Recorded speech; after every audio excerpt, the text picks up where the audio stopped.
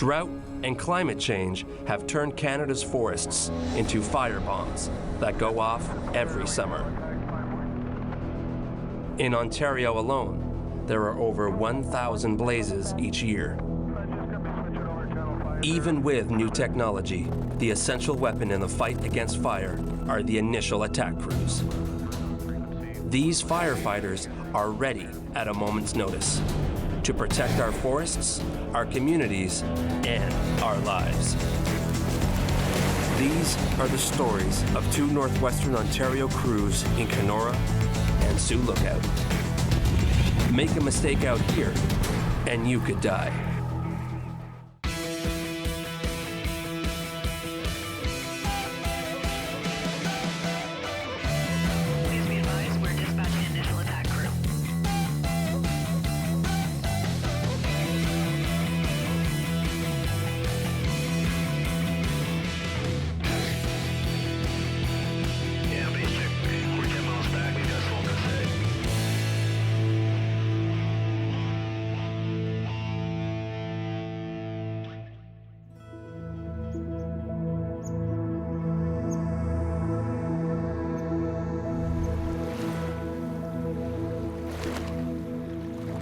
It's springtime in the forests of northern Ontario. And as the snow melts, an old dragon begins to stir once again. Fire. Every year, approximately 1,000 fires happen in Ontario. And that means the Ministry of Natural Resources has to be ready. It's time to gear up once again, because it's not if there'll be fires, it's when.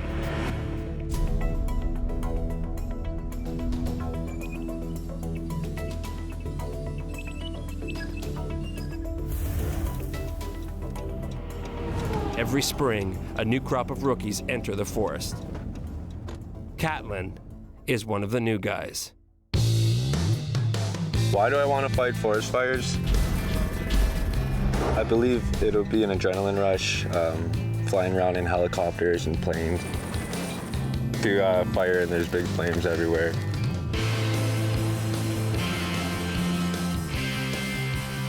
My heritage is Ojibwe.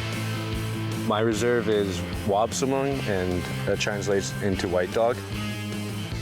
I'm passionate about this job because my father did it for approximately 15 years. He encouraged me to do it, said it's a lot of fun, and I've always looked up to him.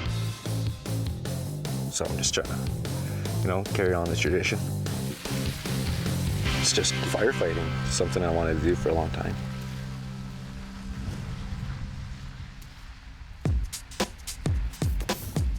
Hi. Corey. Catlin.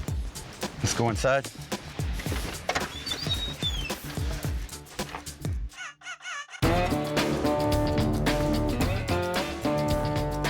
Out of all these hopefuls, only one of 3 will actually succeed in getting work on initial attack crews this summer. Okay, welcome everybody. This is day 1 of the SP 100 Forest Fire course. My name is Bill Wiedenhoft. This is Alex McDonald, and we'll be the instructors for this course. It's a basic entry-level course for firefighting. You can see the thickness of this manual. We've got 5 days to cover this material.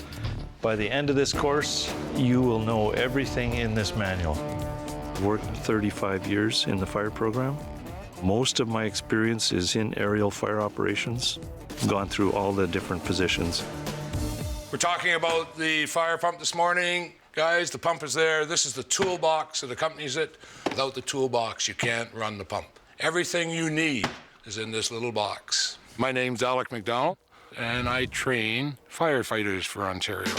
Gas line, fuel line with bulb nozzles, 2. Lightweight Y. Strangler. This is for strangling the hose anywhere on the fire line. Every fire is different. You can't predict what one fire is going to do over another. Biggest fire had been on 550 men. And that was a lot of men, and you have to have everything in place for it. You have to have safety officers, you have to have ambulances, you got helicopters, you got ground crews. It's quite a demand. It's not like a building burning. Fire can move very fast. The first thing I ever learned about a fire is never run downhill or walk downhill towards a fire, because you'll die.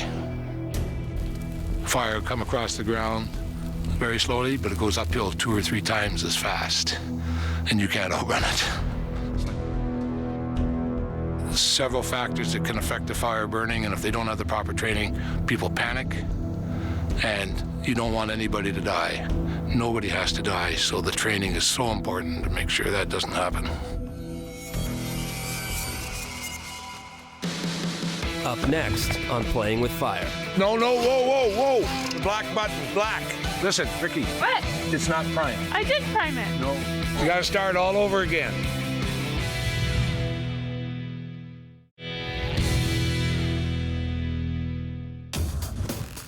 I've never been attacked by a bear, but I've certainly had bear visit my camp. The rookies are busy learning all the basics of forest firefighting.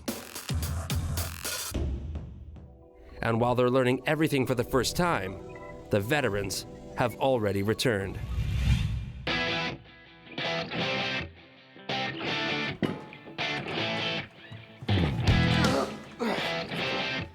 These guys have been through it all when it comes to fighting forest fires. And this season, they're back for another round.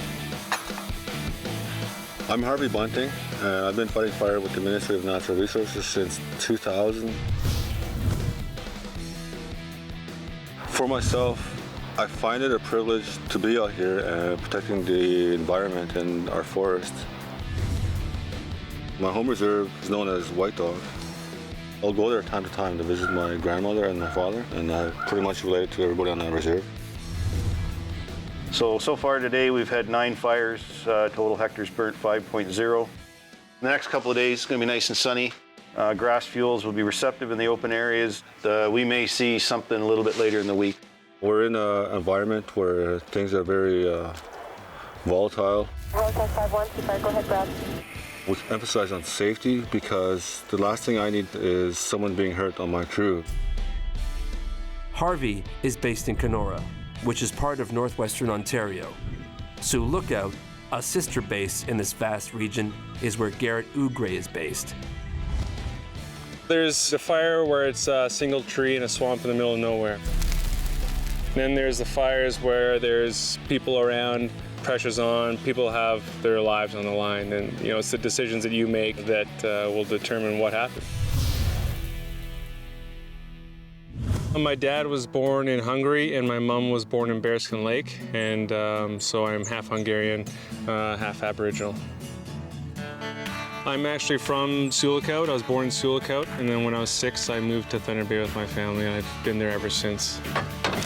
Okay guys, so today we're just trying to create a fuel break. So a fire did come up to it on the ground, it runs into the trench, and then we've got this mud, and that would retard the progress of a ground fire. In my 8 years, I probably fought about 50 fires. I didn't think I was gonna be here this long originally, but sort of got the bug and kind of loving it more and more each year that I do it. We're kind of getting into the meat and potatoes of this course, the pumps and hose. That's what you're going to be working with out there.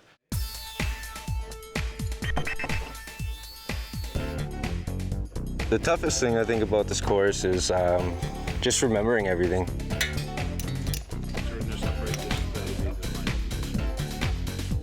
There's lots of information that you gotta, get in your brain, and I don't want to forget. And again, before you tighten it, make sure this pump end is, the discharge side is facing kind of straight out. Yeah. They're getting an awful lot of stuff in a very short time, and we throw a lot of stuff at them. 8-hour days, and they also do night courses. When they walk out of here as trained firefighters. It's finger tight. Right on.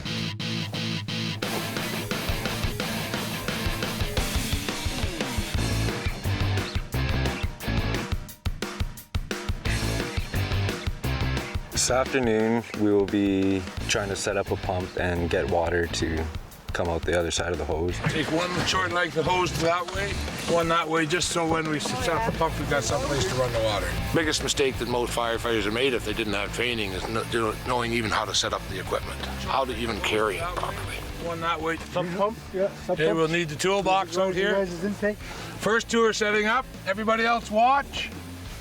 Because you're all gonna have to do it. No. Keep the intake under the water. Once you prime it, you never move that out of the water or you'll screw it. We put the line into the tank. You're standing on the fuel line.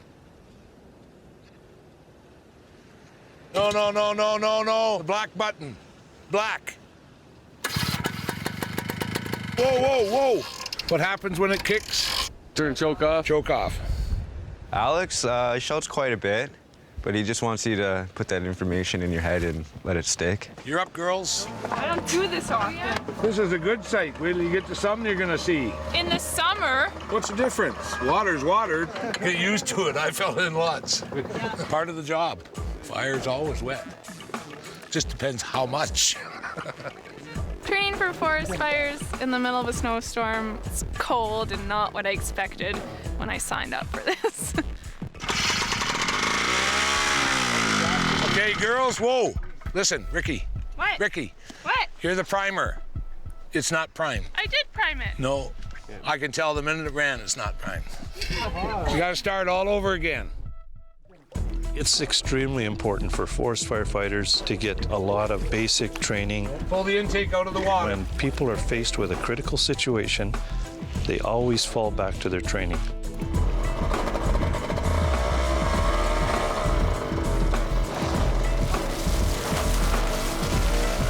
We're going to teach them how to use an implement called a strangler. It's dangerous, but once they know how to use it, every length of hose they change on the fire line is done right at the fire. What you do, put your foot now between you and the nozzle person. Because it's not when you're putting it on, it's when you're releasing. You get all that back pressure from the main line. If you don't put your foot there and you don't have control of this properly, it can slide right up and smash their hands. It can be very dangerous if it's not used properly. I've seen a girl break her cheekbone with one. She bent over it too close and broke her cheekbone because it's under pressure. Okay. Strangling! Can't hear you. Strangling! Water. Okay, again. And let the pressure of the hose push against your body, okay? Your hose is under pressure. You got a lot of pressure in the hose. A nozzle stream can take the eyeball right out of your head. Can take the window out of your vehicle if you're close. You don't want to do that. You don't want to hit your partner when you're doing something in the bush. 2 hands on that strangler. Get 2 hands on that strangler. You'll kill somebody. Slowly, Leroy, slowly. We don't want to see people just sitting back and watching. We want people in there getting their hands dirty, doing stuff, and working as a team. Can't hear you. I'm 100 feet away. Let me hear you yell. Water! That's better. You gotta yell, people. You're supposed to yell loud when you're strangling it, and I thought that I was yelling like as loud as I could, but I said, louder! I don't think I can go any louder, so I don't know what we're supposed to do. I messed up when I was priming up the Mark II. No. Keep the intake under the water. Because I didn't have the choke on. Choke, the black button. It's a rookie move, I guess. At the end of this, they're gonna make us do a test, and you know, I don't think anyone really likes doing tests, but right now I am not too sure about anything. Up next on Playing with Fire. They gave us a blood pressure test just to see how our cardio and heart rate is. Really high.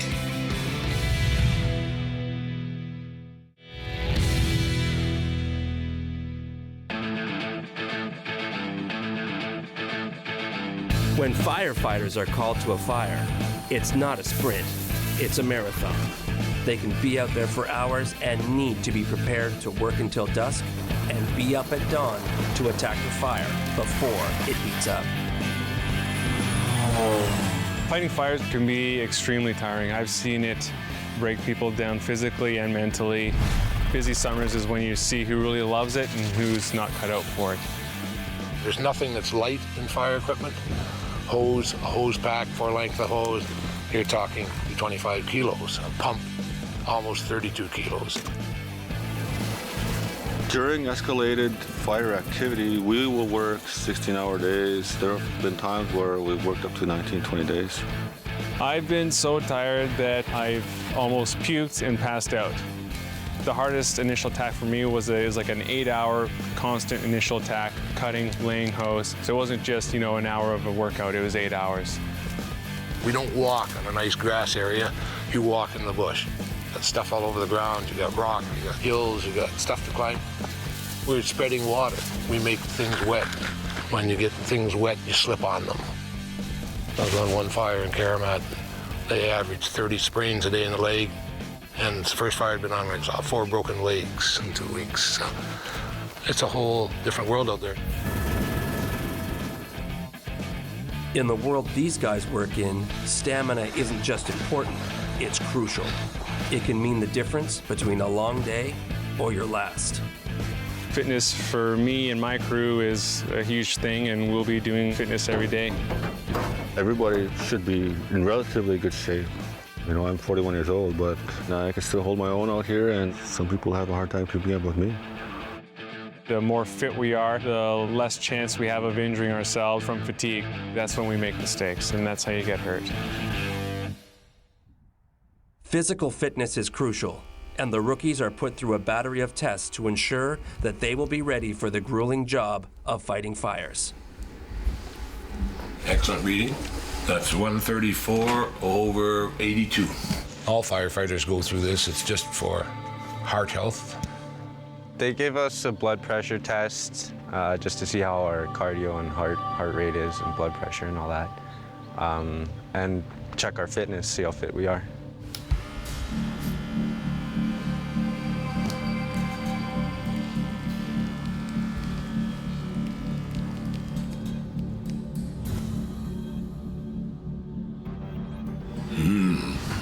And do high blood pressure, right? That'll be high blood pressure, yes. Normal is 120/80. My blood pressure is 136/90. Alex is pretty concerned. I smoke a lot, which I should probably cut down. Coffee's not good either, so I think I'm gonna cut down on both of those. You just got to get the stuff out of your system. Go for a walk, get the air in your lungs, and don't smoke and don't drink coffee. You can have that down in no time. I'm 23 years old, and I shouldn't really have that high blood pressure. I'm kind of worried because there will be probably 14-hour days, and I don't want to let my crew down. From here on in, I'm just gonna, try to take care of myself better. Really high.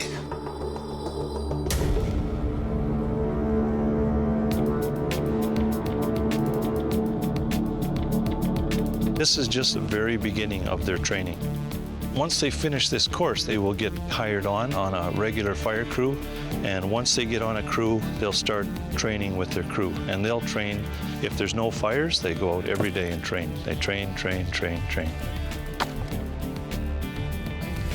If Catlin passes the SP100 course and fitness test, he will be hired onto Harvey's crew in Kenora this spring, making him the team's newest member. I think I'll be pretty nervous being the new guy on the crew, learning new stuff as I go along. I don't want to be the rookie that makes mistakes and gets yelled at all the time. The one thing I'm most worried about is probably the wildlife, mostly the bears. I heard there's food at our campsites, so you never know when they're going to be around. I've run into bears on my camp at least half a dozen times, and we'll cook steaks, bacon. They smell our cooking. We had one instance 5 or 6 years ago where a crew person was sleeping in his tent. The bear came into camp, tore into his personal tent, which is just a little pop-up, dragged him out of his tent by his wrist, I believe, or his forearm. I think it dragged him like 10 feet, but the person was able to get away because he was blowing his whistle, and all of us are required to carry whistles.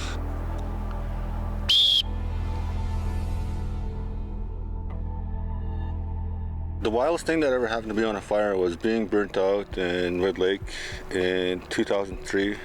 There was only 3 of us. We lost all our equipment, our fire equipment. We made it back to the pad where we only had enough time to pack up our personal gear, and then as soon as we looked up, the fire was right there, like, you know, a big wall of flame, like 100 feet high.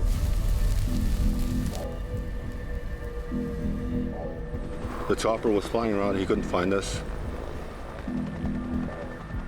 So we barely made it out of there.